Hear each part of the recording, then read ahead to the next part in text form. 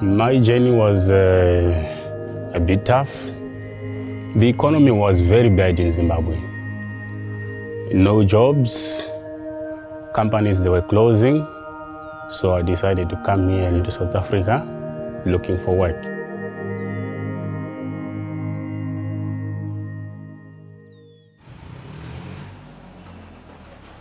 My first chance was operating a forklift because that was the only available option. I had previous experience from home. Then I had some experience welding, mechanically, just a little bit. I could do all sorts of small jobs. So they realized as time went on that this guy can easily adapt. Now I'm a packhouse manager for the tomato packhouse and the banana packhouse. I would say maybe agriculture is one of the sector where it attracts people from neighboring countries to come for employment, because other places to find a job is very difficult. So people will migrate to this area because they want to get a better life for their families. They want at least to get employment.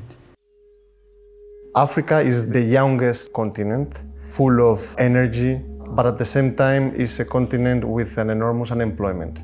Every year we would need to be generating 12 to 13 million of jobs for the new entrants into the market economy, and Africa only generates 3 million. This is again why I believe sustainable agriculture and climate-smart agriculture and the rural areas play a crucial role. Agriculture is, I think it gives more jobs than any other jobs. And people adapt easier to agriculture. You see, they learn quickly. Because it's there, even in the rurals, their homes, people still practice agriculture at small basis. Most of the times they already know the work, but they need to adapt a little bit to the circumstances of the hosting country. Capacity building creates immediate benefits and a win-win situation both for migrants and for the hosting communities. Doesn't matter if the girl black or white or whatever, to start doing the farm, because that's where there is an economy. If you farm, then you're creating maybe job opportunities for other people as well. And there is a program from the government that people must be trained to also be able to farm and all that. That is why we are now even having a university of Mpumalanga. So there is a need for us to keep on training people to be farmers. One of the strengths is to provide the adequate skills to migrants or non-migrants, to rural communities, in order to make agriculture modern. They need to learn new agricultural techniques. They need to learn how to strengthen the value chain of agriculture that goes from the harvesting until the consumer.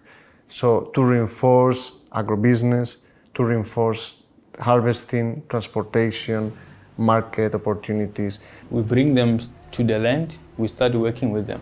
We sometimes prefer to let them work maybe for 2-3 months doing everything with their hands, because we believe the more you do, that's the more you can start learning. Because that's how it happened with me. I started working with my hands myself, then I was a foreman, supervisor, a manager, and then now I'm happy to be a production manager. If you've got potential, they give you space, they try to teach you. So after a long time, somebody decides to go, but they will have a lot of work experience. We do train them to become farmers because we believe if we empower them, then we'll be empowering the nation.